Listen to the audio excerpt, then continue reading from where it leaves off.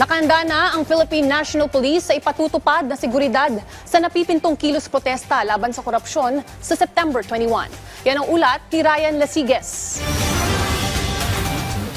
Walang namomonitor na banta ang Philippine National Police o PNP sa napipintong malawakang kilos protesta sa Maynila sa September 21. Bagamat wala pang grupo ang kumukuha ng permit, inaasahan daw na aabot sa 15 grupo ang magsasagawa ng kilos protesta para tuligsain ang manumalyang flood control projects. Ang MPD magpapakalat ng halos 1,000 na pulis at posible pa raw itong madagdagan. Bukod sa Luneta, ikakalat ang mga pulis sa iba't ibang bahagi ng lungsod, kabilang ang tapat ng DPWH Central Office, United States Embassy at Mindiola. Regular police operation pa rin po yung ginagawa natin. Meron po tayong mga checkpoint at kumpleto po yun. Sa ngayon po, wala po tayong natatanggap na anumang banta. At kung meron man po, hindi po natin ito ikinikipit balikat. Magkakaroon po agad tayo ng assessment, evaluation. Titignan po natin yung level ng threat.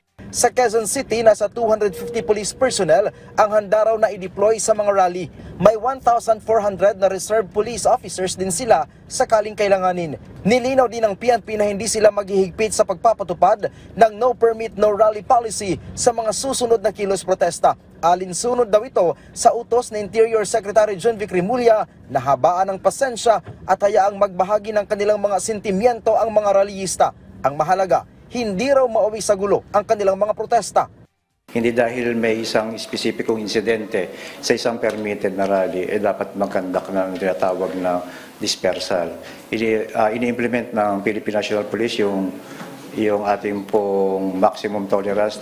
Sa ngayon ay ibinabana ng PNP sa heightened alert status ang kanilang alerto mula sa full alert status nitong araw ng Biyernes. Muli daw itong itataas sa full alert status habang papalapit ang September 21. Nakiusap ang PNP sa lahat ng organizers na manatiling disiplinado at respetuhin ang batas. Mula dito sa Campo Crame, Ryan Lasiges para sa Pambansang TV sa Bagong Pilipinas.